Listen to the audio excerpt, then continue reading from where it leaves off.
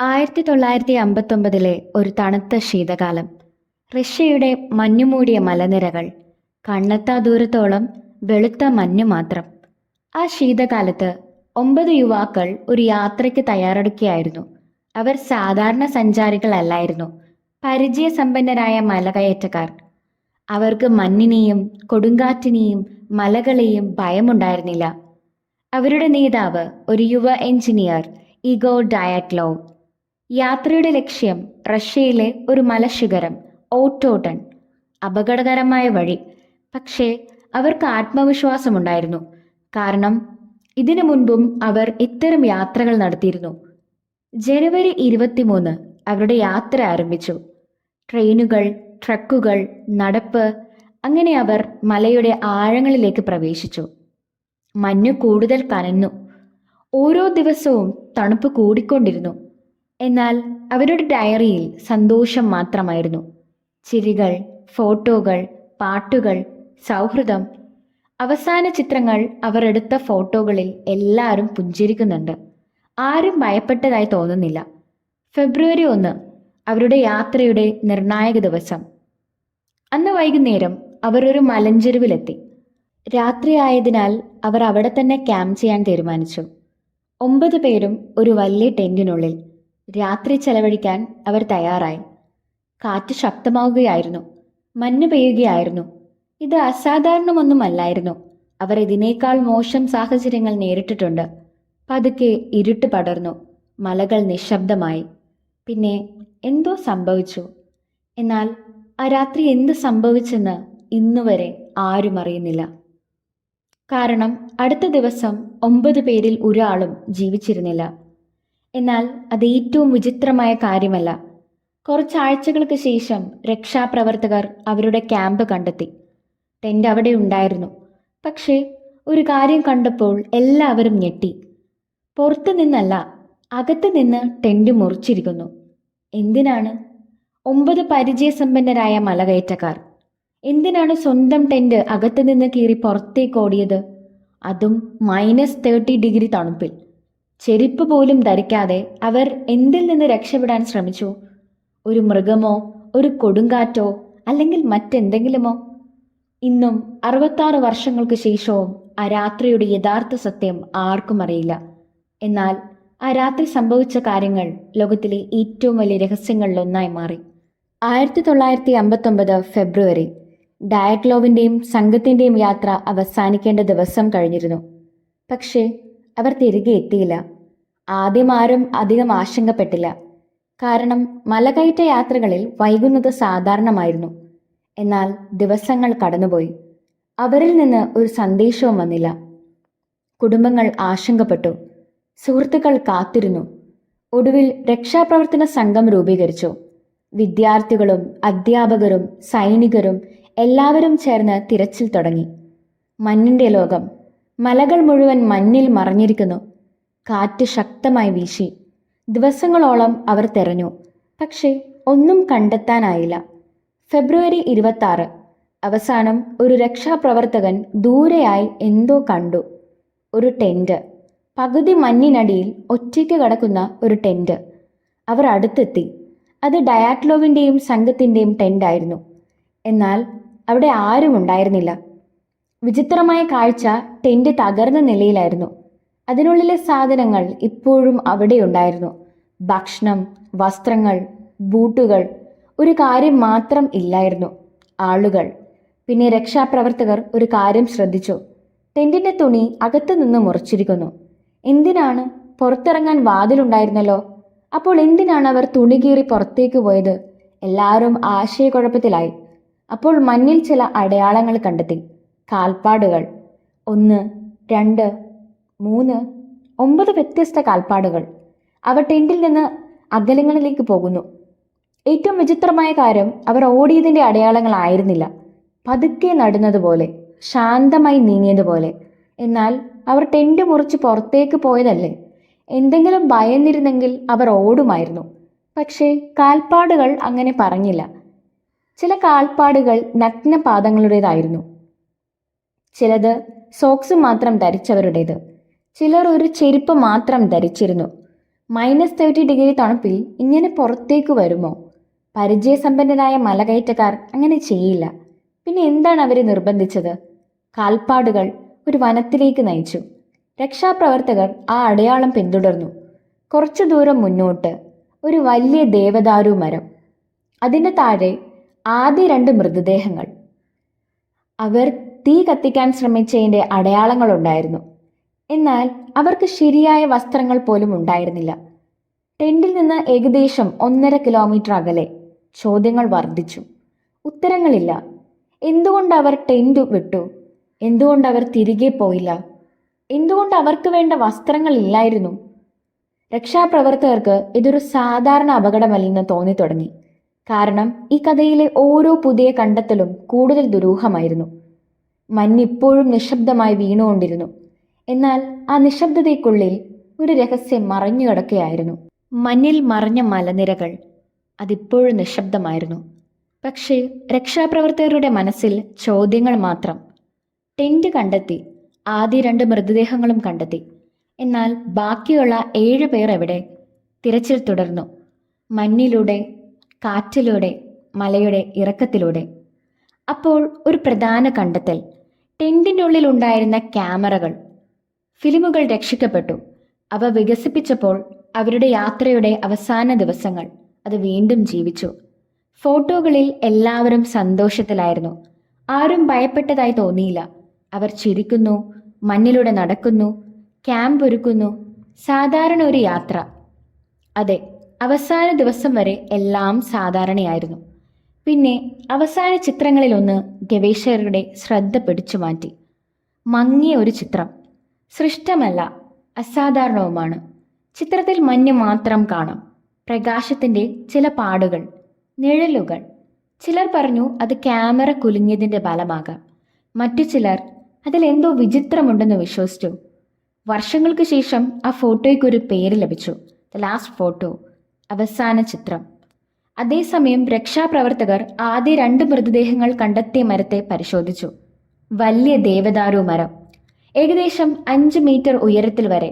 കൊമ്പുകൾ ഒടിഞ്ഞിരുന്നു. ആരോ മരത്തിൽ കയറിയതിൻ്റെ അടയാളങ്ങൾ. എന്തിനാണ്?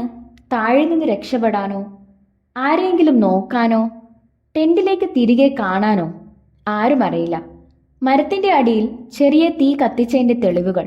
പക്ഷേ അത് വളരെ ചെറുതായിരുന്നു. അവരെ രക്ഷിക്കാൻ മതിയാകതത്ര. ആദ്യ 2 യുവാക്കൾ അല്പവസ്ത്രധാരികളായിരുന്നു. അവർ തണുപ്പിൽ മരിച്ചെന്നാണ് റിപ്പോർട്ട്. എന്നാൽ അത് കഥയുടെ തുടക്കം മാത്രമായിരുന്നു. കാരണം കുറച്ച് 100 മീറ്റർ അകലെയായി മറ്റൊരു മൃതദേഹം കണ്ടെത്തി. അത് ഇഗോ ഡയറ്റ്ലോവിൻ്റെതായിരുന്നു, സംഘത്തിൻ്റെ നേതാവ്. അദ്ദേഹം ടെന്റിലേക്ക് തിരികെ പോകാൻ ശ്രമിച്ചതുപോലെ കിടക്കുകയായിരുന്നു. കുറച്ചകലെ മറ്റു 2 മൃതദേഹങ്ങളും കണ്ടെത്തി. എല്ലാവരും ടെന്റിന്റെ ദിശയിലേക്ക് നീങ്ങുന്നതിനിടെയാണ് മരിച്ചതുപോലെ തോന്നി.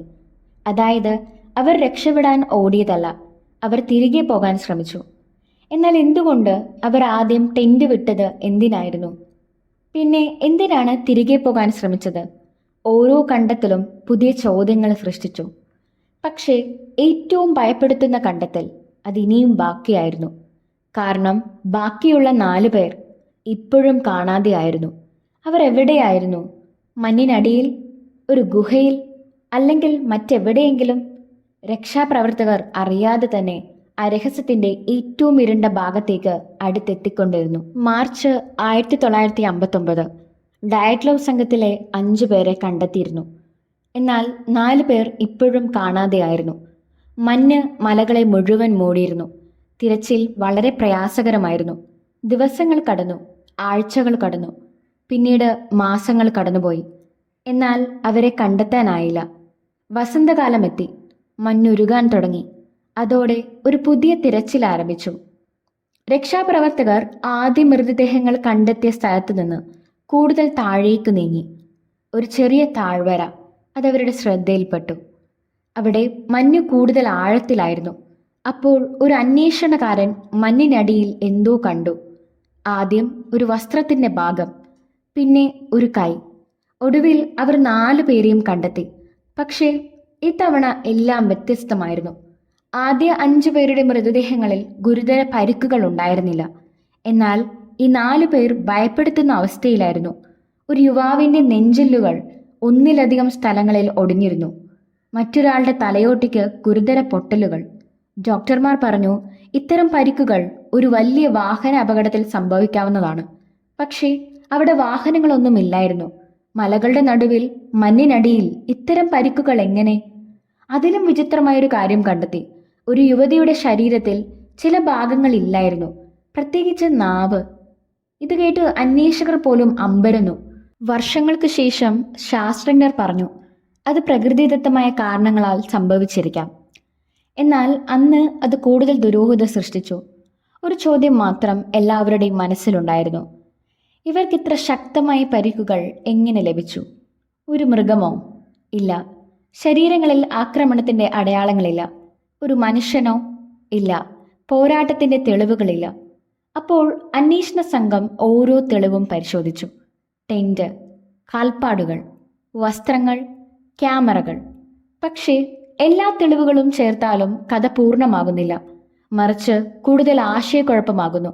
ചിലർ കരുതി അവർ ഒരു ഹിമപാതത്തിൽ നിന്ന് രക്ഷപ്പെടാൻ ശ്രമിച്ചിരിക്കാം. എന്നാൽ ഹിമപാതത്തിന്റെ വ്യക്തമായ തെളിവുകളില്ലായിരുന്നു. മറ്റു ചിലർ പറഞ്ഞു, കാറ്റിന്റെ അസാധാരണ ശബ്ദം അവരെ ഭയപ്പെടുത്തിയിരിക്കാം.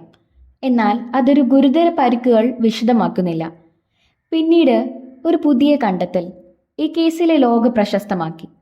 ചില വസ്ത്രങ്ങളിൽ അസാധാരണമായ ഒരു കാര്യം കണ്ടെത്തി: റേഡിയോ ആക്ടിവിറ്റി, വികിരണത്തിന്റെ അംശങ്ങൾ.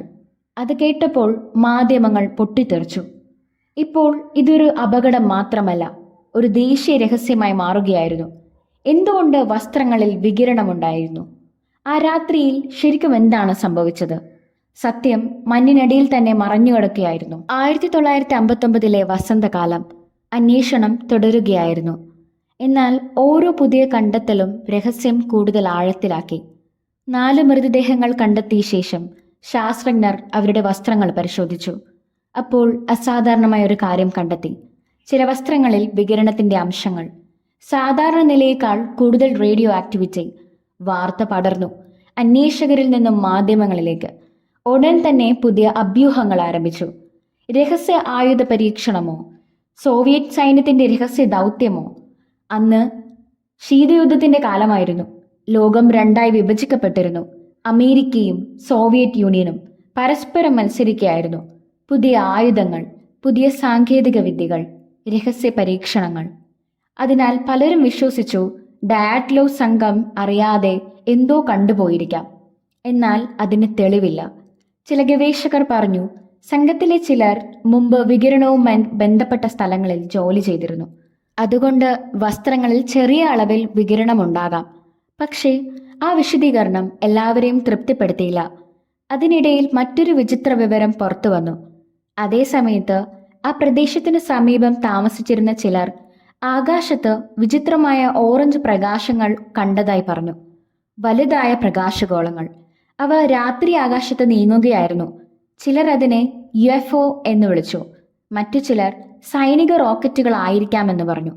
എന്നാൽ ഇന്നുവരെ ആ പ്രകാശങ്ങളുടെ യഥാർത്ഥ കാരണം പൂർണ്ണമായി വ്യക്തമല്ല. ഓരോ പുതിയ അഭ്യൂഹവും കഥയെ കൂടുതൽ പ്രശസ്തമാക്കി. മാധ്യമങ്ങൾ ചോദിച്ചു, അവരെന്താണ് കണ്ടത്? ആകാശത്ത് എന്താണ് ഉണ്ടായിരുന്നത്? എന്തുകൊണ്ടാണ് അവർ ടെന്റ് വിട്ടത്? എന്നാൽ ഉത്തരങ്ങൾ ഒന്നും ലഭിച്ചില്ല. പിന്നീട് സർക്കാർ അന്വേഷണ റിപ്പോർട്ട് തയ്യാറായി. എല്ലാവരും കാത്തിരുന്നു യഥാർത്ഥ കാരണം അറിയാൻ. പക്ഷേ റിപ്പോർട്ടിൽ എഴുതിയിരുന്നത് വളരെ വിചിത്രമായ ഒരു വാചകമായിരുന്നു: അവർ മരിച്ചു, ഒരു ശക്തമായ പ്രകൃതി ശക്തിയുടെ ബലമായി. എന്ത് ശക്തി? ഹിമപാതമോ, കാറ്റോ, മറ്റെന്തെങ്കിലുമോ? റിപ്പോർട്ട് വ്യക്തമാക്കിയില്ല.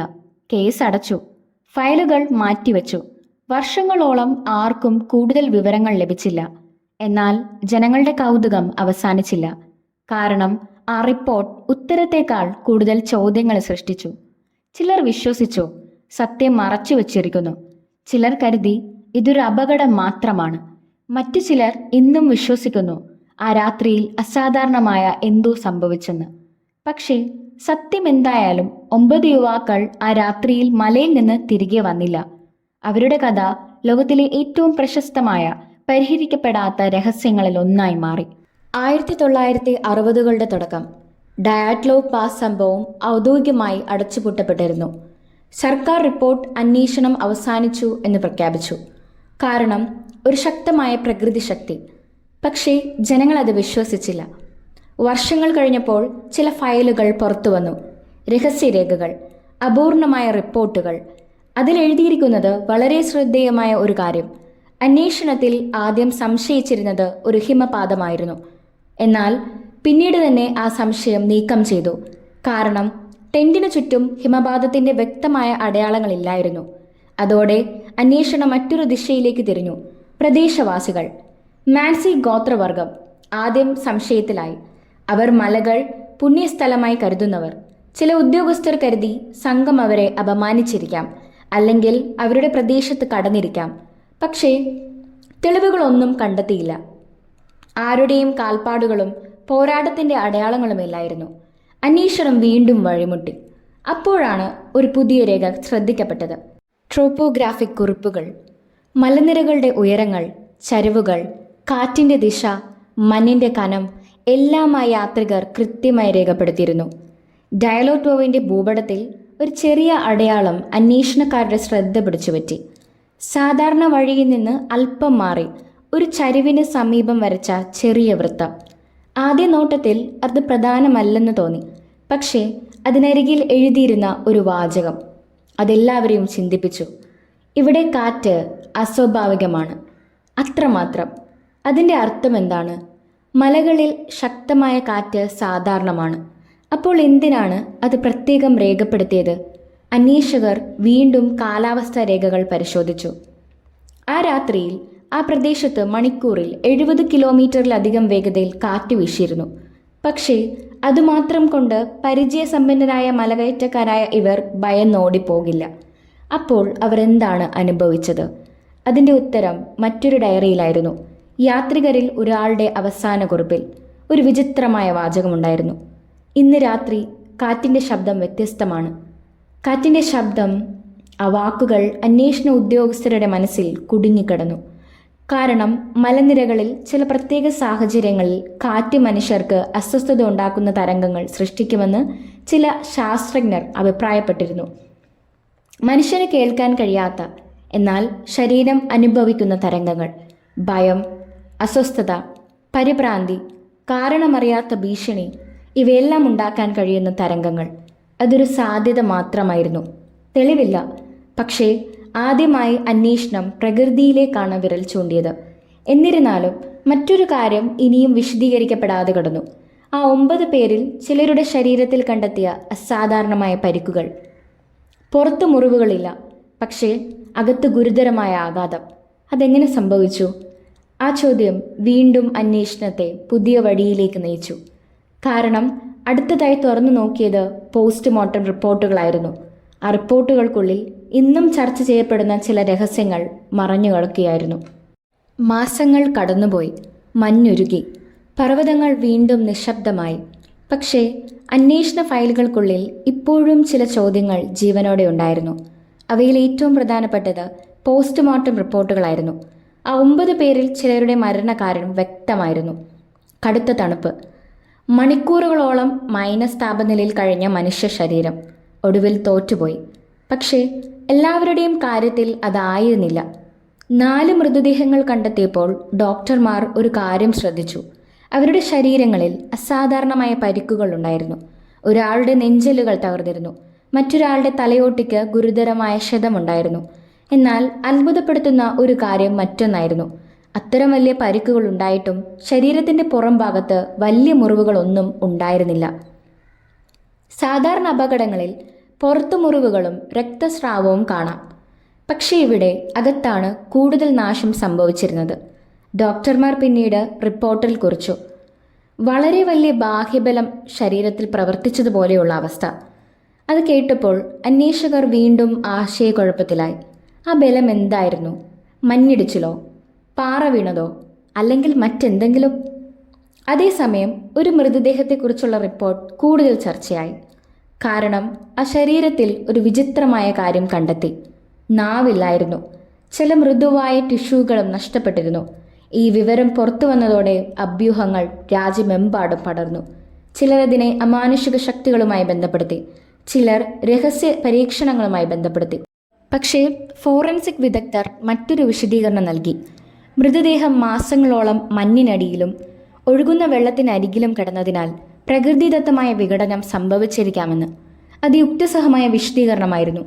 എന്നാൽ രഹസ്യം പൂർണ്ണമായി അവസാനിച്ചില്ല. കാരണം ആ പരിക്കുകളുടെ സ്വഭാവം ഇപ്പോഴും അസാധാരണമായിരുന്നു. ഇതിനിടയിൽ അന്വേഷകർ മറ്റൊരു ഫയൽ തുറന്നു. ആ രാത്രിയിലെ കാലാവസ്ഥാ വിവരങ്ങൾ, കാറ്റിൻ്റെ വേഗത, താപനില, മഞ്ഞിൻ്റെ ചലനം എല്ലാം വീണ്ടും പരിശോധിച്ചു. അപ്പോഴാണ് ഒരു പുതിയ സാധ്യത മുന്നോട്ട് വന്നത്. വലിയ മഞ്ഞിടിച്ചിലല്ല, പക്ഷേ ചെറിയ തോതിലുള്ള മഞ്ഞുപാളികളുടെ തകർച്ച. അത് ടെന്റിന്റെ മുകളിലേക്ക് സമ്മർദ്ദം സൃഷ്ടിച്ചിരിക്കാമെന്ന് ചിലർ അഭിപ്രായപ്പെട്ടു. ആ സാധ്യത ശരിയാണെങ്കിൽ ആ യാത്രികർക്ക് ഉടൻ പുറത്തു കടക്കേണ്ട സാഹചര്യം ഉണ്ടായിരിക്കാം. അതുകൊണ്ടാവാം ടെന്റ് അകത്ത് നിന്ന് മുറിച്ചത്. അതുകൊണ്ടാവാം അവർ രാത്രിയുടെ ഇരുട്ടിലേക്ക് ഓടിയത്. പക്ഷേ ഒരു പ്രശ്നം ഇപ്പോഴും അവശേഷിച്ചു. അവർ പിന്നീട് എന്തുകൊണ്ട് തിരിച്ചു വന്നില്ല? ടെന്റിൽ ഭക്ഷണമുണ്ടായിരുന്നു, വസ്ത്രങ്ങളുണ്ടായിരുന്നു, ഉപകരണങ്ങളുണ്ടായിരുന്നു, എല്ലാം അവിടെ തന്നെ ഉണ്ടായിരുന്നു. അപ്പോൾ എന്താണ് അവരെ തിരിച്ചു വരുന്നതിൽ നിന്ന് തടഞ്ഞത്? ആ ചോദ്യത്തിന് ഉത്തരം കണ്ടെത്താൻ അന്വേഷണം വീണ്ടും തിരിഞ്ഞത് ആ രാത്രിയിൽ കണ്ടെത്തിയ പാദമുദ്രകളിലേക്കായിരുന്നു. മണ്ണിൽ പതിഞ്ഞ ആ അടയാളങ്ങൾ ആ രാത്രി സംഭവിച്ചതിൻ്റെ അവസാന സാക്ഷികളായിരുന്നു. ഡയറ്റ്ലോവ് പാസ് ദുരന്തത്തിൻ്റെ അന്വേഷണത്തിൽ ഏറ്റവും പ്രധാനപ്പെട്ട തെളിവുകളിൽ ഒന്നായിരുന്നു മണ്ണിൽ കണ്ടെത്തിയ പാദമുദ്രകൾ. കാരണം മരിച്ചവർ സംസാരിക്കില്ല, പക്ഷേ അവരുടെ കാൽപ്പാടുകൾ സംസാരിക്കും. അന്വേഷകർ ടെന്റിന് ചുറ്റുമുള്ള പ്രദേശം പരിശോധിച്ചപ്പോൾ ഒരു കാര്യം വ്യക്തമായി. ആരും ടെന്റിൽ നിന്ന് ഓടിപ്പോയിരുന്നു. അതും ഒരു മനുഷ്യനല്ല, പലരും. മണ്ണിൽ പതിഞ്ഞ അടയാളങ്ങൾ 9 പേരും ഒരേ ദിശയിലേക്കാണ് നീങ്ങിയതെന്ന് സൂചിപ്പിച്ചു. കാടിൻ്റെ ഭാഗത്തേക്ക്, ഏകദേശം 1.5 കിലോമീറ്റർ അകലെയുള്ള വനപ്രദേശത്തേക്ക്. എന്നാൽ ആ പാദമുദ്രകളിൽ ഒരു വിചിത്രത ഉണ്ടായിരുന്നു. അവയിൽ ചിലത് ചെരുപ്പില്ലാത്ത കാലുകളുടേതായിരുന്നു, ചിലത് സോക്സ് മാത്രം ധരിച്ചവരുടേത്, ചിലത് അപൂർണമായിരുന്നു. ഇത് അന്വേഷണക്കാരെ അമ്പരപ്പിച്ചു. കാരണം ആ താപനിലയിൽ ചെരുപ്പില്ലാതെ പുറത്തേക്കിറങ്ങുക എന്നത് മരണത്തെ ക്ഷണിച്ചു വരുത്തുന്നത് പോലെയായിരുന്നു. പക്ഷേ അവർ അങ്ങനെ തന്നെയായിരുന്നു ചെയ്തത്. അതിനൊരു കാരണമുണ്ടായിരിക്കണം, ഒരു ഭീഷണി, ഒരു ഭയം. അന്വേഷകർ പിന്നീട് ശ്രദ്ധിച്ചത് ആ മലയുടെ പേരിലേക്കായിരുന്നു. പ്രാദേശിക മാൻസി ഭാഷയിൽ ആ പ്രദേശത്തിന് നൽകിയിരുന്ന പേര് ഗോലാത്സ്യാഗൾ. അതിൻ്റെ അർത്ഥം മരിച്ചവരുടെ മല എന്നായിരുന്നു. ഈ പേര് കേട്ടപ്പോൾ പലരും അതൊരു ശാപത്തിൻ്റെ കഥയാക്കി മാറ്റി.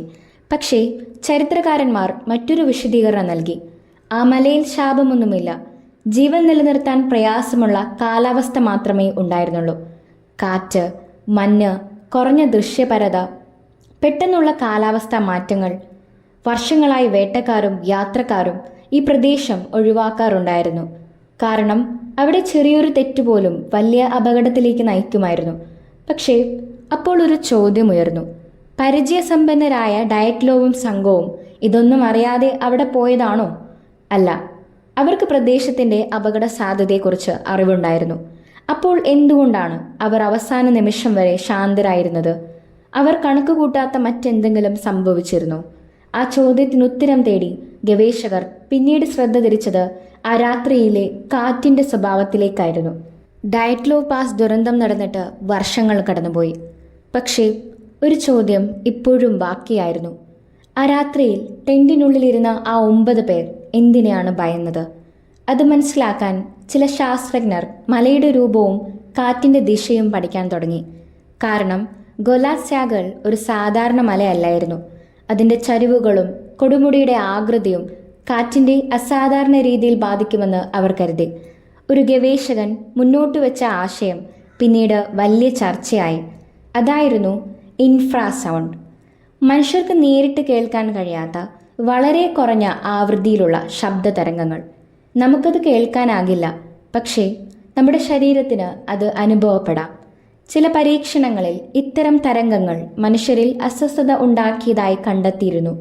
കാരണമറിയാത്ത ഭയം, ഹൃദയമിടിപ്പിലെ വ്യത്യാസം, ഉത്കണ്ഠ, അപകടം അടുത്തു വരുന്നത് പോലുള്ള തോന്നൽ, ഇവയെല്ലാം ചിലപ്പോൾ ഉണ്ടാകാമെന്ന് ഗവേഷകർ അഭിപ്രായപ്പെട്ടു.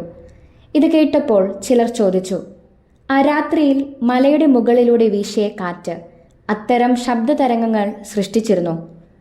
ഉത്തരം ലളിതമായിരുന്നില്ല. കാരണം ഇതിന് വ്യക്തമായ തെളിവുകളൊന്നും ഉണ്ടായിരുന്നില്ല. പക്ഷേ ഒരു കാര്യം കൗതുകകരമായിരുന്നു. ആ രാത്രിയിലെ കാലാവസ്ഥാ വിവരങ്ങൾ വളരെ ശക്തമായ കാറ്റിനെ സൂചിപ്പിച്ചിരുന്നു. മാത്രമല്ല, അവർ ടെന്റ് സ്ഥാപിച്ച സ്ഥലം കാറ്റ് നേരിട്ട് തട്ടുന്ന ഒരു തുറന്ന ചരിവായിരുന്നു. അവിടെ കാറ്റ് പാറകളിലും മഞ്ഞുപാളികളിലും തട്ടി വിചിത്രമായ പ്രതിഭാസങ്ങൾ സൃഷ്ടിച്ചിരിക്കാമെന്ന് ചിലർ കരുതി. പക്ഷേ ഇവിടെ ഒരു വലിയ പ്രശ്നമുണ്ടായിരുന്നു. ഇൻഫ്രാസൗണ്ട് മനുഷ്യരെ അസ്വസ്ഥരാക്കാം, ഭയപ്പെടുത്താം. എന്നാൽ 9 പരിചയസമ്പന്നരായ മലകയറ്റക്കാരെ മരണഭീതിയിൽ ടെന്റിന് മുറിച്ച് പുറത്തേക്ക് ഓടിക്കാൻ മാത്രം അത് മതിയോ? ആ ചോദ്യത്തിന് ഇന്നും വ്യക്തമായ ഉത്തരം ലഭിച്ചിട്ടില്ല. അതിനാൽ ഈ സിദ്ധാന്തം ഒരിക്കലും പൂർണ്ണമായി അംഗീകരിക്കപ്പെട്ടിട്ടില്ല. എങ്കിലും അതൊരു പുതിയ ചിന്തയ്ക്ക് വഴിയൊരുക്കി. ഒരുപക്ഷെ പ്രശ്നം മണ്ണിലോ മനുഷ്യരിലോ ആയിരുന്നില്ല. പ്രശ്നം മലയുടെ സ്വഭാവത്തിലായിരിക്കാം. അതിനിടെ മറ്റൊരു ഗവേഷക സംഘം അവരുടെ ശ്രദ്ധ മറ്റൊരു കാര്യത്തിലേക്ക് തിരിച്ചു. അത് ടെന്റ് സ്ഥാപിച്ച സ്ഥലമായിരുന്നു. കാരണം വർഷങ്ങൾക്ക് ശേഷം അവർ ഒരു ചോദ്യം ചോദിച്ചു. അവർ ഏറ്റവും വലിയ തെറ്റ് ചെയ്തത് ടെന്റ് സ്ഥാപിച്ച നിമിഷത്തിലായിരുന്നു. ആ ചോദ്യമാണ് ഡയറ്റ്ലോ പാസ് രഹസ്യത്തെ പുതിയൊരു ദിശയിലേക്ക് നയിച്ചത്. ഡയറ്റ്ലോ പാസ് ദുരന്തത്തെക്കുറിച്ച് പതിറ്റാണ്ടുകളായി അനവധി സിദ്ധാന്തങ്ങൾ ഉയർന്നു. പക്ഷേ ചില ഗവേഷകർ ഒരു ലളിതമായ ചോദ്യം ചോദിച്ചു. രഹസ്യം സംഭവിച്ചത് ആ രാത്രിയിലാണോ, അല്ലെങ്കിൽ അതിന് മണിക്കൂറുകൾ മുമ്പേ എല്ലാം തീരുമാനിക്കപ്പെട്ടിരുന്നോ? ഈ ചോദ്യം അവരെത്തിച്ചത് ടെന്റ് സ്ഥാപിച്ച സ്ഥലത്തേക്കായിരുന്നു. ആ ദിവസം സംഘം ആദ്യം പദ്ധതി ഇട്ടിരുന്നത് കാടിനുള്ളിലെ സുരക്ഷിതമായ ഭാഗത്ത് ക്യാമ്പ് ചെയ്യാനായിരുന്നു. അവിടെ കാറ്റ് കുറവായിരുന്നു, മരങ്ങൾ സംരക്ഷണം നൽകുമായിരുന്നു, താപനിലയും താരതമ്യേന സഹനീയമായിരുന്നു. പക്ഷേ എന്തോ കാരണത്താൽ അവർ മലയുടെ തുറന്ന ചരിവിൽ തന്നെ താമസിക്കാൻ തീരുമാനിച്ചു. ഇന്നും ഗവേഷകർ ചർച്ച ചെയ്യുന്ന വിഷയമാണത്. ചിലർ പറയുന്നു സമയം ലാഭിക്കാനായിരുന്നു ആ തീരുമാനം, അടുത്ത ദിവസം കയറേണ്ട ദൂരം കുറയ്ക്കാൻ. ചിലർ പറയുന്നു മോശം കാലാവസ്ഥ കാരണം വഴിതെറ്റിയതാകാം. എന്തായാലും അവസാനം അവർ തിരഞ്ഞെടുത്തത് മഞ്ഞും കാറ്റും നേരിട്ട് പതിക്കുന്ന ഒരു പ്രദേശമായിരുന്നു. വർഷങ്ങൾക്ക് ശേഷം ആ സ്ഥലത്തിൻ്റെ ഭൂപ്രകൃതി വീണ്ടും പഠിക്കപ്പെട്ടു. അപ്പോഴാണ് ചില ശാസ്ത്രജ്ഞർ ശ്രദ്ധിച്ചത്, ആ ചരിവ് പുറത്തുനിന്ന് നോക്കുമ്പോൾ സാധാരണയായി തോന്നുമെങ്കിലും മഞ്ഞിൻ്റെ സ്ഥിരതയ്ക്ക് അത് അപകടകരമായിരിക്കാം. കാരണം മുകളിലായി അടിഞ്ഞുകൂടിയ മഞ്ഞ് ചില പ്രത്യേക സാഹചര്യങ്ങളിൽ പതുക്കെ താഴേക്ക് വീഴാൻ സാധ്യതയുണ്ട്. വലിയ മഞ്ഞിടിച്ചിലായി അല്ല, മറിച്ച് ചെറിയതും ശക്തവുമായ ഒരു മഞ്ഞുപാളിയായി. ഇത് സംഭവിച്ചാൽ ടെന്റിന് മുകളിൽ സമ്മർദ്ദമുണ്ടാകും.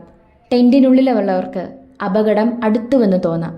ആ നിമിഷം അവർക്കൊരു തീരുമാനമേ എടുക്കാനാകൂ: ഉടൻ പുറത്തു കടക്കുക. ഇതായിരുന്നു പിന്നീട് രൂപപ്പെട്ട പുതിയ ശാസ്ത്രീയ സിദ്ധാന്തത്തിൻ്റെ അടിസ്ഥാനം. പക്ഷേ ഇവിടെയും ഒരു ചോദ്യമുയർന്നു. ടെന്റിന് മുകളിലേക്ക് മഞ്ഞ് നീങ്ങിയിരുന്നെങ്കിൽ അവർ പിന്നീട് തിരികെ വന്നില്ലേ?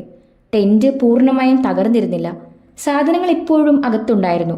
അപ്പോൾ എന്താണ് അവരെ തടഞ്ഞത്? ഗവേഷകർ പറയുന്നത് ടെന്റ് വിട്ടിറങ്ങിയപ്പോൾ അവർ അത് താൽക്കാലിക നടപടിയായി കരുതിയേക്കാം. അപകടം മാറിയ ശേഷം തിരികെ വരാമെന്നവർ വിചാരിച്ചിരിക്കാം. പക്ഷേ മലയുടെ കാലാവസ്ഥ മനുഷ്യന്റെ പദ്ധതികൾ കണക്കാക്കാറില്ല. പുറത്തിറങ്ങിയ നിമിഷം മുതൽ തണുപ്പ് അവരുടെ ഏറ്റവും വലിയ ശത്രുവായി മാറി. കാറ്റ് ശക്തമായി, കാഴ്ച മങ്ങി, രാത്രി കൂടുതൽ ഇരുണ്ടു. മലയുടെ ചരിവിൽ ദിശ തിരിച്ചറിയുന്നത് അസാധ്യമാകാൻ തുടങ്ങി. അവിടെ നിന്നാണ് ഒരു ചെറിയ പ്രശ്നം ജീവൻ മരണ പോരാട്ടമായി മാറിയത്. പക്ഷേ ഈ സിദ്ധാന്തം ശരിയാണെന്ന് തെളിയിക്കാൻ ഇനിയും ഒരു കാര്യം തെളിയിക്കേണ്ടതുമായിരുന്നു.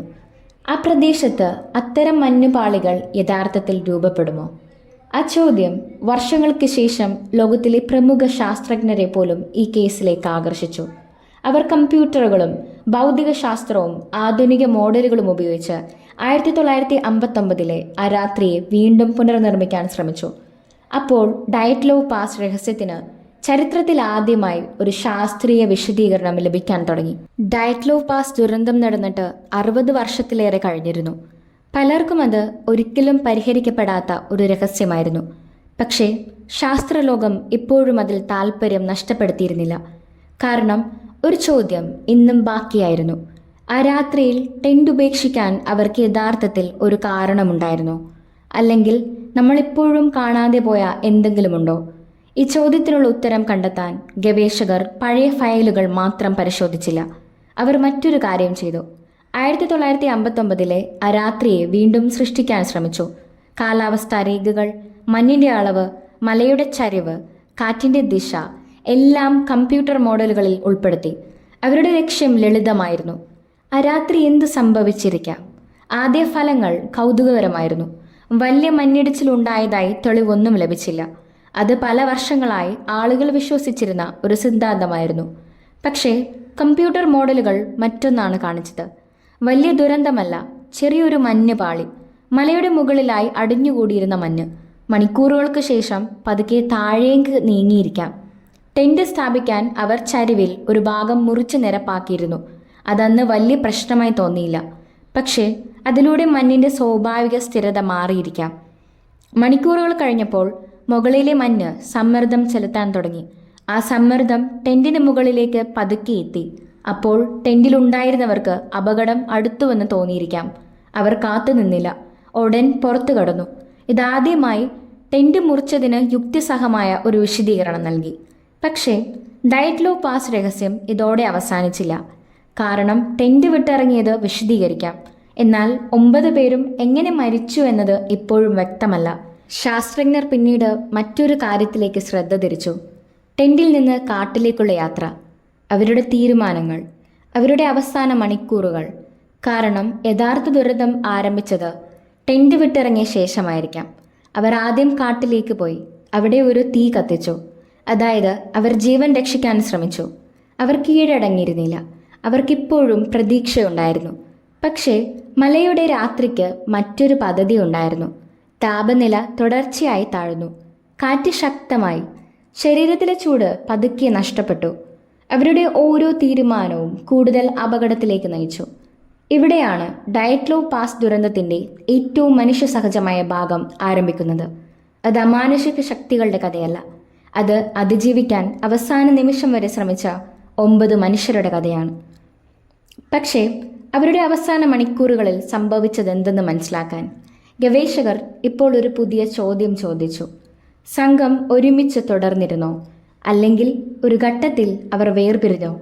ആ ചോദ്യത്തിനുള്ള ഉത്തരം അവരുടെ അവസാന തീരുമാനങ്ങളിലായിരുന്നു ഒളിഞ്ഞിരുന്നത്. ടെന്റ് വിട്ടിറങ്ങിയ ശേഷം ആ 9 പേരും ഒരുമിച്ചായിരുന്നു. അത് പാദമുദ്രകൾ വ്യക്തമാക്കുന്ന കാര്യമാണ്. മലയുടെ ചരിവിലൂടെ അവർ പതുക്കെ താഴേക്ക് നീങ്ങി. അവരുടെ ലക്ഷ്യം കാടായിരുന്നു. കാരണം അവിടെ മരങ്ങളുണ്ടായിരുന്നു. കാറ്റിൽ നിന്ന് അല്പമെങ്കിലും സംരക്ഷണം ലഭിക്കുമായിരുന്നു. എന്നാൽ കാട്ടിലെത്തിയപ്പോൾ സ്ഥിതി മാറി. ഇപ്പോൾ അവർ പുതിയൊരു പ്രശ്നത്തെ നേരിടുകയായിരുന്നു. തണുപ്പ്, കടുത്ത തണുപ്പ്. ടെന്റിനുള്ളിൽ ഉണ്ടായിരുന്ന കട്ടിയുള്ള വസ്ത്രങ്ങൾ, ഭക്ഷണം, ഉപകരണങ്ങൾ എല്ലാം മലമുകളിലെ ടെന്റിൽ തന്നെയായിരുന്നു. ഇവിടെ അവർക്കുണ്ടായിരുന്നത് വളരെ കുറച്ച് സാധനങ്ങൾ മാത്രം. അതുകൊണ്ടാണ് അവർ ആദ്യം തീ കത്തിക്കാൻ ശ്രമിച്ചത്. മരക്കൊമ്പുകൾ ശേഖരിച്ചു, ഉണങ്ങിയ ഭാഗങ്ങൾ കണ്ടെത്തി, കഷ്ടപ്പെട്ട് തീ കത്തിച്ചു. ആ തീ അവരുടെ അവസാന പ്രതീക്ഷയായിരുന്നു. പക്ഷേ തീ മാത്രം മതിയായിരുന്നില്ല. അവർക്ക് അഭയം വേണമായിരുന്നു, വസ്ത്രങ്ങൾ വേണമായിരുന്നു, ഭക്ഷണം വേണമായിരുന്നു. അതുകൊണ്ട് അവരുടെ മുന്നിൽ ഒരു തീരുമാനം വന്നു. ഒരിടത്ത് കാത്തിരിക്കുക, അല്ലെങ്കിൽ ടെന്റിലേക്ക് മടങ്ങാൻ ശ്രമിക്കുക. അന്വേഷകർ പിന്നീട് കരുതിയത് ഇവിടെയാണ് സംഘം പിരിഞ്ഞതെന്നാണ്. ചിലർ തീയുടെ സമീപത്ത് തുടർന്നു, ശരീരത്തിലെ ചൂട് നിലനിർത്താൻ. മറ്റു ചിലർ ടെന്റിലേക്ക് മടങ്ങാൻ തീരുമാനിച്ചു. കാരണം അവിടെ മാത്രമാണ് രക്ഷയ്ക്കുള്ള ഉപകരണങ്ങൾ ഉണ്ടായിരുന്നത്. അത് അപകടകരമായ തീരുമാനമായിരുന്നു. പക്ഷേ അവർക്ക് മറ്റൊരു വഴിയുമില്ലായിരുന്നു. ഇരുട്ട്, മഞ്ഞ്, ശക്തമായ കാറ്റ് ഇവയെല്ലാം അവരെ തടയാൻ ശ്രമിച്ചു.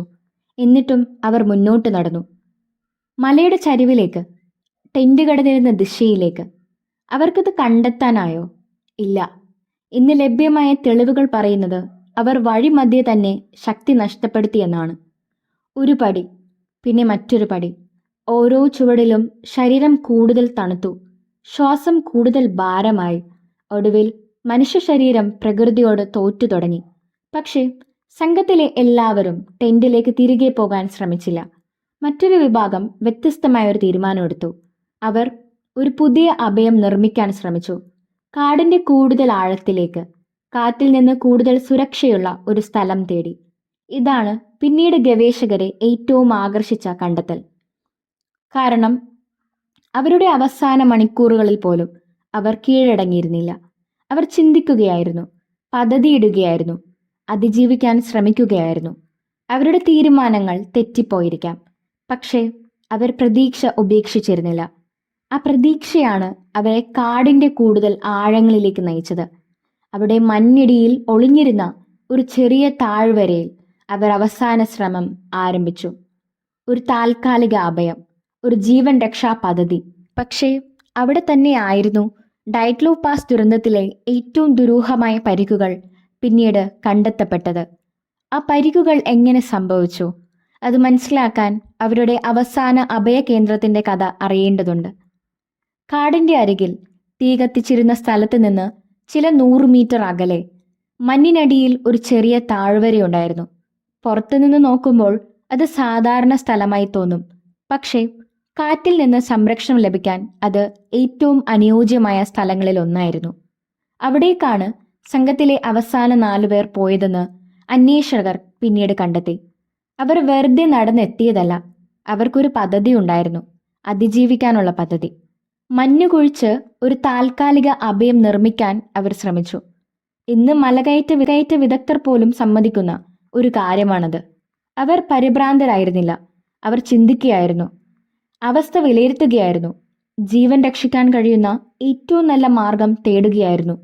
മഞ്ഞ് കുഴിച്ചിറക്കി കാറ്റിൽ നിന്ന് സംരക്ഷണം ലഭിക്കുന്ന ഒരു ഭാഗം അവർ ഒരുക്കി. ചില മരക്കൊമ്പുകളും അവിടെ കണ്ടെത്തിയിരുന്നു. അതായത് അഭയം കൂടുതൽ ഉറപ്പുള്ളതാക്കാൻ അവർ ശ്രമിച്ചിരിക്കാം. പക്ഷേ അവിടെയാണ് അന്വേഷണത്തെ വർഷങ്ങളോളം അലട്ടിയ മറ്റൊരു ചോദ്യം ജനിച്ചത്. അവരുടെ ശരീരങ്ങളിൽ കണ്ടെത്തിയ ഗുരുതരമായ പരിക്കുകൾ. കാരണം ഈ 4 പേരിലാണ് ഏറ്റവും വലിയ പരിക്കുകൾ കണ്ടെത്തിയത്. ഒരാളുടെ നെഞ്ചലുകൾ തകർന്നിരുന്നു, മറ്റൊരാളുടെ തലയോട്ടിക്ക് ഗുരുതര ക്ഷതം സംഭവിച്ചിരുന്നു. എന്നാൽ പുറമേ വലിയ മുറിവുകളില്ലായിരുന്നു. അത് ഡോക്ടർമാരെ പോലും അമ്പരപ്പിച്ചു. കാരണം സാധാരണ അടിപിടിയിലോ ആക്രമണത്തിലോ അത്തരം പരിക്കുകൾക്ക് പുറമേയും വ്യക്തമായ അടയാളങ്ങൾ കാണാറുണ്ട്. ഇവിടെ അങ്ങനെ ഒന്നുമില്ല. അതിനാൽ വർഷങ്ങളോളം ആളുകൾ വിവിധ സിദ്ധാന്തങ്ങൾ മുന്നോട്ട് വെച്ചു. ചിലർ പറഞ്ഞു അവരെ ആരോ ആക്രമിച്ചു. ചിലർ പറഞ്ഞു അത് രഹസ്യ സൈനിക പരീക്ഷണത്തിന്റെ ഫലമാണ്. അതിലും വിചിത്രമായ കഥകൾ പറഞ്ഞു മറ്റു ചിലർ.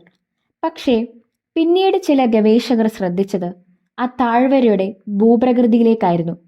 മണ്ണിനടിയിൽ ഒളിഞ്ഞിരുന്ന ആ ഭാഗം പുറത്തുനിന്ന് സുരക്ഷിതമായി തോന്നിയിരുന്നെങ്കിലും അതിനുള്ളിൽ ഒരു അപകടം മറഞ്ഞു കിടക്കുകയായിരുന്നു.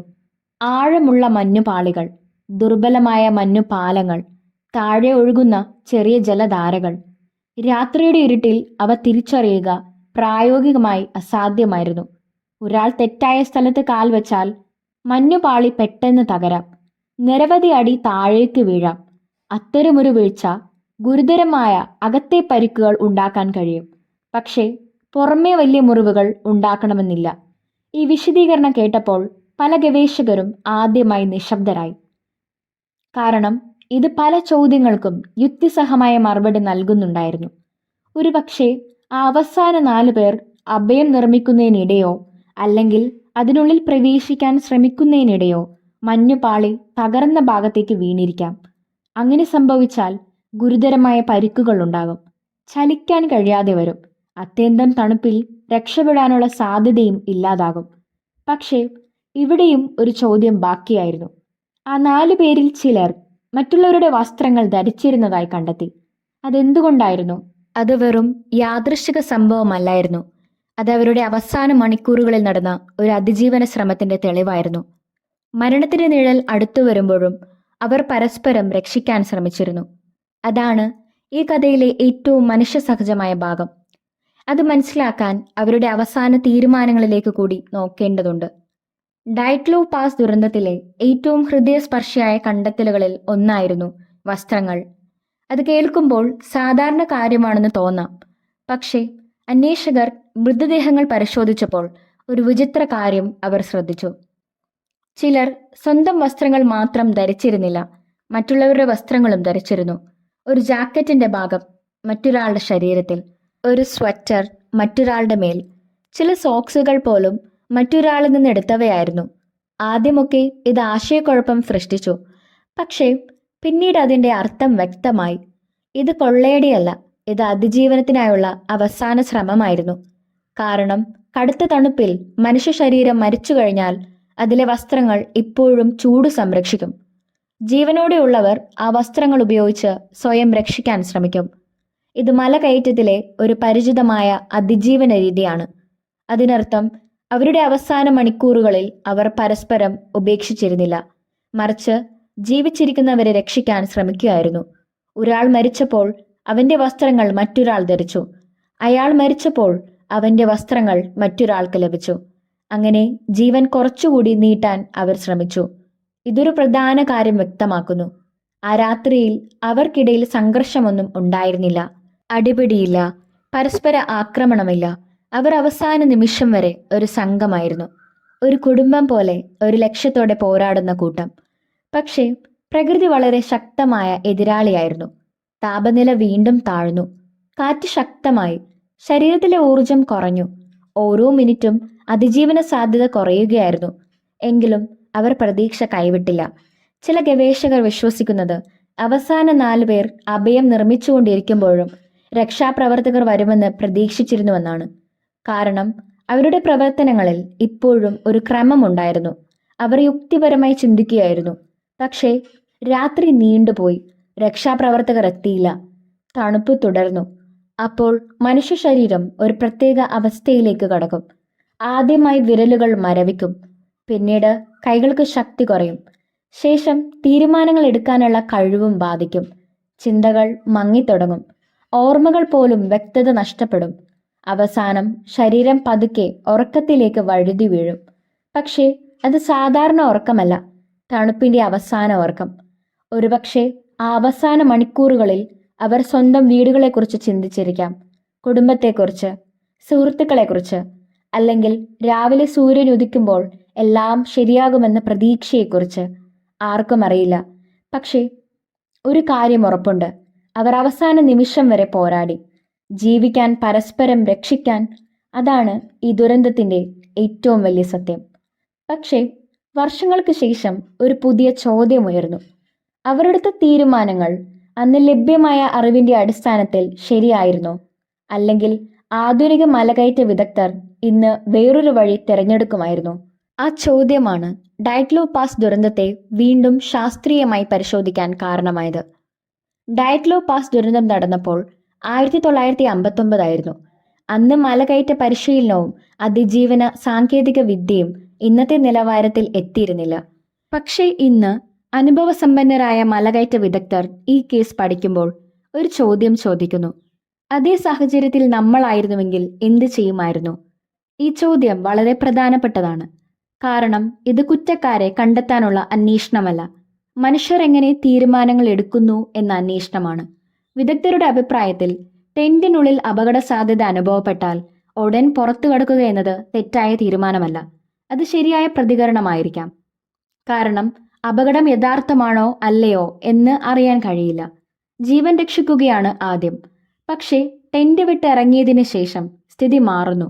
ഇന്ന് പല പരിശീലകരും പറയുന്നത് സംഘം ഒരുമിച്ച് തുടരുന്നത് അത്യന്താപേക്ഷിതമാണെന്നാണ്. ഒരാൾ പോലും ഒറ്റപ്പെടരുത്. കാരണം കടുത്ത തണുപ്പിൽ മനുഷ്യ ശരീരം ഒറ്റയ്ക്ക് വളരെ വേഗം ദുർബലമാകും.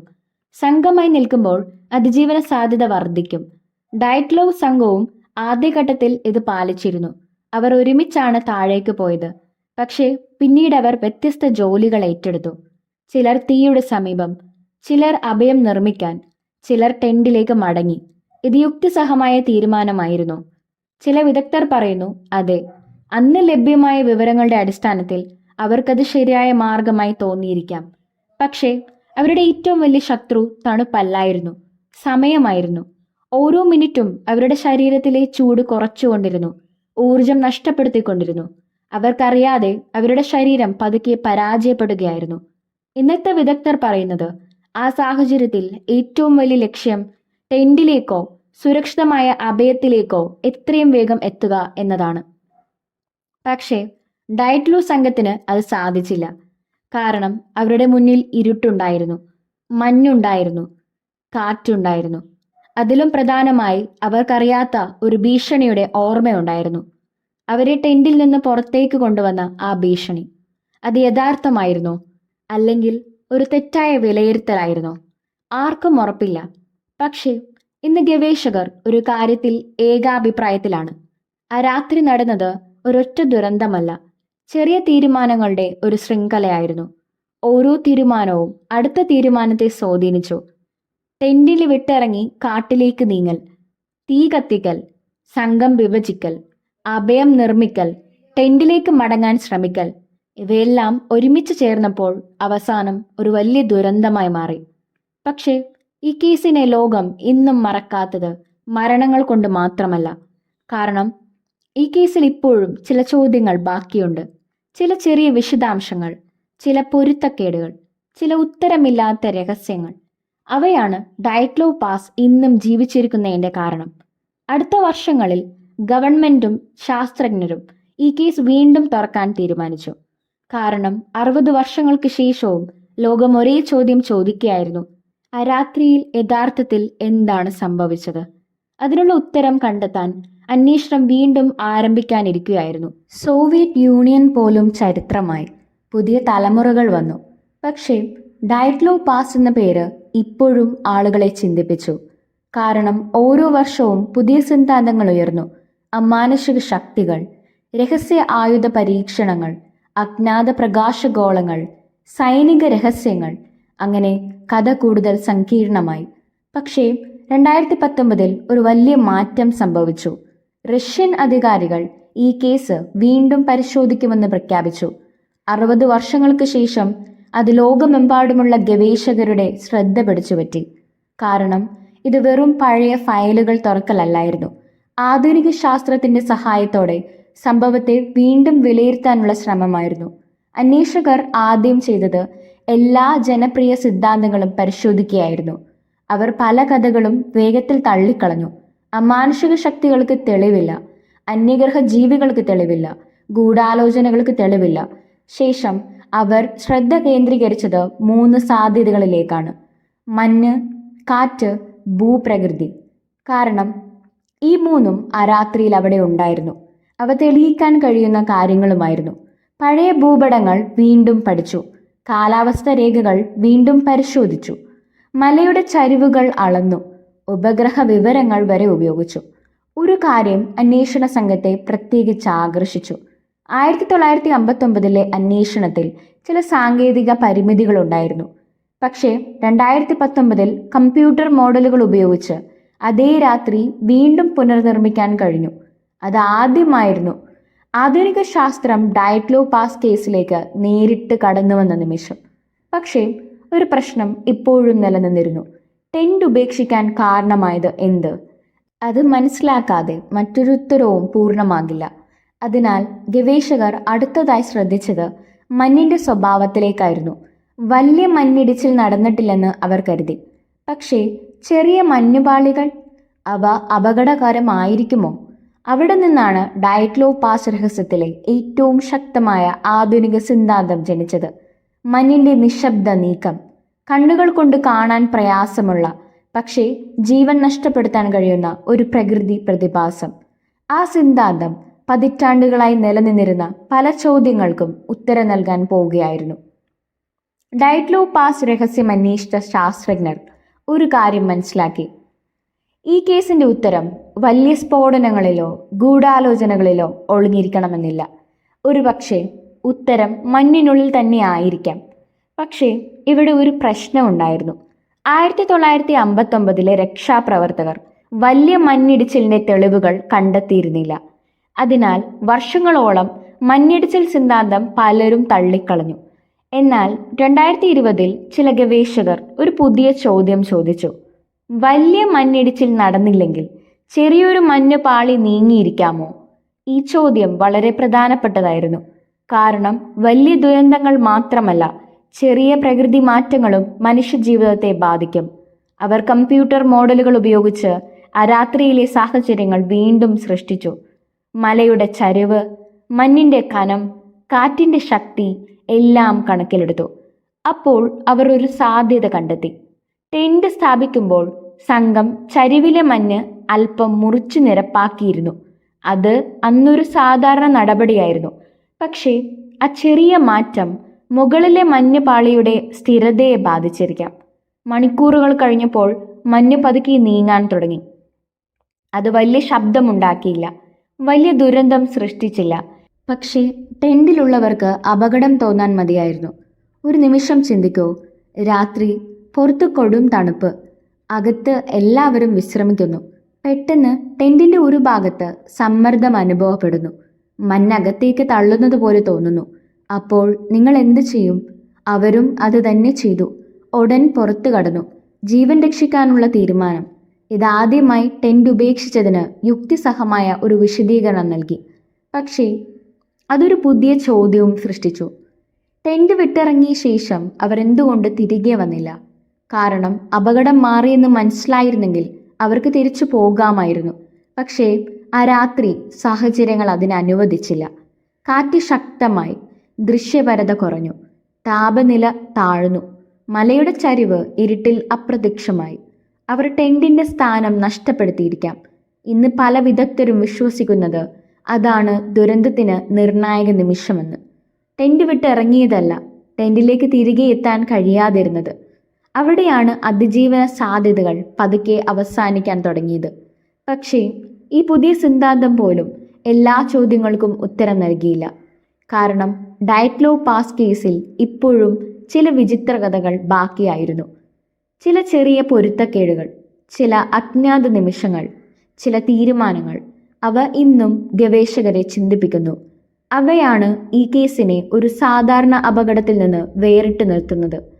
അടുത്തതായി ശാസ്ത്രജ്ഞർ ശ്രദ്ധിച്ചത് ആ 9 പേരുടെ അവസാന തീരുമാനങ്ങളിലേക്കായിരുന്നു. കാരണം അവരുടെ ഓരോ തീരുമാനവും അവരുടെ വിധിയെ നിർണയിച്ചിരിക്കാം. ഡയറ്റ്ലോ പാസ് ദുരന്തത്തെക്കുറിച്ച് വർഷങ്ങളായി പലരും ഒരു ചോദ്യം ചോദിക്കുന്നു. ആ രാത്രി അവർ തെറ്റായ തീരുമാനങ്ങൾ എടുത്തോ? പക്ഷേ ആ ചോദ്യം അത്ര ലളിതമല്ല. കാരണം ഇന്ന് നമുക്കറിയാവുന്ന കാര്യങ്ങൾ അവർക്കന്ന് അറിയില്ലായിരുന്നു. അവർക്ക് ഭാവി കാണാൻ കഴിഞ്ഞില്ല. അവർക്കറിയാമായിരുന്നത് ആ നിമിഷം മുന്നിലുണ്ടായിരുന്ന അപകടം മാത്രം. അതുകൊണ്ട് അവരുടെ ഓരോ തീരുമാനവും ജീവൻ രക്ഷിക്കാനുള്ള ശ്രമമായിരുന്നു. ആദ്യം ടെന്റ് ഉപേക്ഷിച്ചു, കാരണം അകത്ത് തുടരുന്നത് അപകടകരമാണെന്ന് അവർ കരുതി. പിന്നീട് കാട്ടിലേക്ക് നീങ്ങി, കാരണം അവിടെ കാറ്റിൽ നിന്ന് സംരക്ഷണം ലഭിക്കുമെന്ന് അവർ വിശ്വസിച്ചു. ശേഷം തീ കത്തിച്ചു, കാരണം ശരീരത്തിലെ ചൂട് നിലനിർത്തേണ്ടതായിരുന്നു. അതിനുശേഷം സംഘം വിവിധ ജോലികൾ ഏറ്റെടുത്തു.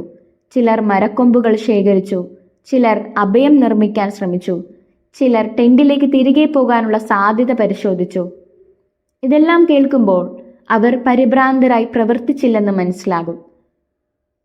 അവർ ആലോചിച്ചു, സംവദിച്ചു, തീരുമാനങ്ങളെടുത്തു. അത് ഈ കേസിലെ ഏറ്റവും പ്രധാനപ്പെട്ട കാര്യങ്ങളിൽ ഒന്നാണ്. കാരണം അവരെ ഭയപ്പെടുത്തി പുറത്താക്കിയ എന്തോ ഉണ്ടായിരിക്കാം. പക്ഷേ പുറത്തിറങ്ങിയ ശേഷം അവർ പൂർണ്ണമായും യുക്തിപരമായി പ്രവർത്തിച്ചു. ഇത് പല ഗൂഢാലോചന സിദ്ധാന്തങ്ങളെയും ദുർബലമാക്കുന്നു. കാരണം അവർക്കെതിരെ ആക്രമണമുണ്ടായിരുന്നെങ്കിൽ അവർക്കിങ്ങനെ ക്രമബദ്ധമായി പ്രവർത്തിക്കാൻ സാധിക്കുമായിരുന്നില്ല. പക്ഷേ ഇവിടെ മറ്റൊരു യാഥാർത്ഥ്യമുണ്ട്. മനുഷ്യ ശരീരം തണുപ്പിൽ പ്രവർത്തിക്കുന്ന രീതി. ആദ്യം തീരുമാനങ്ങൾ ശരിയായിരിക്കും, പക്ഷേ സമയം കടന്നു പോകുമ്പോൾ ശരീരത്തിലെ ചൂട് കുറഞ്ഞു തുടങ്ങും. മസ്തിഷ്കത്തിന് ലഭിക്കുന്ന ഊർജവും കുറയും. അപ്പോൾ ശരിയായ തീരുമാനങ്ങൾ എടുക്കാനുള്ള കഴിവ് പതുക്കെ കുറയും. ഇത് മനുഷ്യ ശരീരത്തിന്റെ സ്വാഭാവിക പ്രതികരണമാണ്. ഒരു ഘട്ടത്തിന് ശേഷം അപകടം മനസ്സിലാക്കാനുള്ള കഴിവും ബാധിക്കപ്പെടും. ക്ഷീണം വർദ്ധിക്കും, പ്രതീക്ഷ കുറയും, ചലിക്കാൻ പോലും ബുദ്ധിമുട്ടാകും. ഒരുപക്ഷെ ആ രാത്രിയിലെ അവസാന മണിക്കൂറുകളിൽ ഡയറ്റ്ലോ സംഘവും ഇതേ അവസ്ഥയിലൂടെ കടന്നുപോയിരിക്കാം. അവർ പോരാടി, വീണ്ടും പോരാടി. പക്ഷേ പ്രകൃതി അവരുടെ ശക്തിയേക്കാൾ വലിയതായിരുന്നു. ഇന്ന് വിദഗ്ധർ പറയുന്നത് ഡയറ്റ്ലോ പാസ് ദുരന്തം ഒരൊറ്റ സംഭവത്തിന്റെ ഫലമല്ല എന്നതാണ്. അത് ചെറിയ സംഭവങ്ങളുടെ ഒരു നീണ്ട ശൃംഖലയാണ്. ഒരു ചെറിയ മഞ്ഞുപാളി, ഒരു രാത്രിയിലെ തീരുമാനം, ഒരു തെറ്റായ കണക്കുകൂട്ടൽ, ഒരു വഴിതെറ്റൽ, ഒരു കടുത്ത കാറ്റ്. ഇവയെല്ലാം ചേർന്നപ്പോൾ ദുരന്തം രൂപപ്പെട്ടു. പക്ഷേ ഇവിടെ ഒരു കാര്യം നമ്മൾ മറക്കരുത്. ഈ കഥ ഒരു രഹസ്യത്തിന്റെ കഥ മാത്രമല്ല, ഇത് മനുഷ്യ ധൈര്യത്തിന്റെ കഥ കൂടിയാണ്. കാരണം അവസാന നിമിഷം വരെ അവർ ജീവിക്കാൻ ശ്രമിച്ചു, പരസ്പരം സഹായിച്ചു, പ്രതീക്ഷ കൈവിട്ടില്ല. അതുകൊണ്ടാണ് ഡയറ്റ്ലോ പാസ് ഇന്നും ആളുകളെ ആകർഷിക്കുന്നത്. രഹസ്യം കൊണ്ട് മാത്രമല്ല, മനുഷ്യരുടെ ആ അവസാന പോരാട്ടം കൊണ്ടും. പക്ഷേ ഈ കേസിനെ കുറിച്ചുള്ള ചർച്ചകൾ ഇവിടെ അവസാനിക്കുന്നില്ല. കാരണം ചില ചോദ്യങ്ങൾക്ക് ഇന്നും വ്യക്തമായ ഉത്തരമില്ല.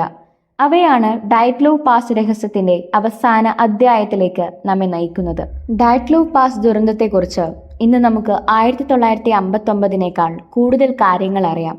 ശാസ്ത്രം പുരോഗമിച്ചു, സാങ്കേതിക വിദ്യ വളർന്നു, പഴയ രേഖകൾ വീണ്ടും പഠിക്കപ്പെട്ടു. പക്ഷേ എല്ലാ ചോദ്യങ്ങൾക്കും ഉത്തരം ലഭിച്ചോ? ഇല്ല. ഇന്നും ചില ചോദ്യങ്ങൾ നിലനിൽക്കുന്നു. അവയിൽ ആദ്യത്തേത് ആ രാത്രി ടെന്റിനുള്ളിലുണ്ടായ യഥാർത്ഥ അനുഭവം. കാരണം മഞ്ഞുപാളി സിദ്ധാന്തം യുക്തിസഹമാണ്. പക്ഷേ ആ നിമിഷം അവർ എന്താണ് കേട്ടത്, എന്താണ് അനുഭവിച്ചത്? ആരും ഒരിക്കലും അറിയില്ല.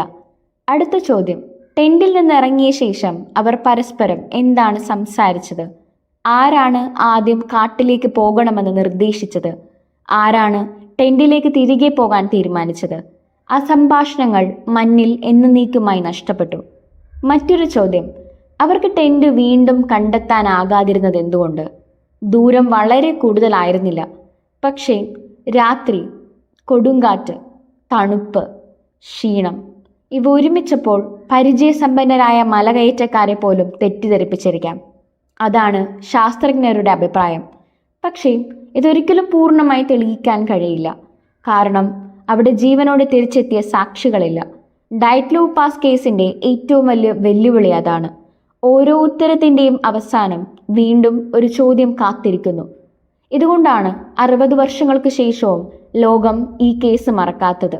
ഒരു രഹസ്യം മാത്രമല്ല, ഒരു മനുഷ്യകഥ, ഒരു പാഠം, ഒരു മുന്നറിയിപ്പ്. പ്രകൃതി നിസ്സാരമായി കാണരുതെന്ന മുന്നറിയിപ്പ്. കാരണം ചിലപ്പോൾ പ്രകൃതി ആക്രമിക്കുകയില്ല, അതൊരു ചെറിയ അവസരം മാത്രം നൽകും ശരിയായ തീരുമാനമെടുക്കാൻ. ആ അവസരം നഷ്ടപ്പെട്ടാൽ ഫലങ്ങൾ ഭയാനകമായിരിക്കും. പക്ഷേ ഡയറ്റ്ലോവ് പാസ് ദുരന്തം ഒരു ദുരന്തത്തിന്റെ കഥ മാത്രമല്ല. ഇത് 9 യുവാക്കളെ ലോകം എങ്ങനെ ഓർക്കുന്നു എന്നതിൻ്റെ കഥ കൂടിയാണ്. അവരുടെ പേരുകൾ ഇന്നും ചരിത്രത്തിൽ ജീവിക്കുന്നു. കാരണം അവർ ഒരു രഹസ്യത്തിന്റെ ഭാഗമായതുകൊണ്ടല്ല, അവർ അവസാന നിമിഷം വരെ ധൈര്യത്തോടെ പോരാടിയതുകൊണ്ടാണ്. എന്നാൽ ഈ കഥയ്ക്കൊരു അവസാന നിഗമനം പറയേണ്ട സമയമായി. ഇന്ന് ലഭ്യമായ എല്ലാ തെളിവുകളും ശാസ്ത്രീയ പഠനങ്ങളും അന്വേഷണ റിപ്പോർട്ടുകളും ഒരുമിച്ച് നോക്കുമ്പോൾ ഏറ്റവും യുക്തിസഹമായ വിശദീകരണം എന്താണ്? ആ ചോദ്യത്തിനുള്ള ഉത്തരം അടുത്ത അധ്യായത്തിൽ കാത്തിരിക്കുന്നു. ഇന്നത്തെ കഥ അവസാനിച്ചു. പക്ഷേ കഥകളുടെ ലോകം ഒരിക്കലും അവസാനിക്കുന്നില്ല. അടുത്ത കഥയുമായി വീണ്ടും കാണാം. അതുവരെ കണ്ണുകളടച്ച് വിശ്രമിക്കൂ. ശുഭരാത്രി.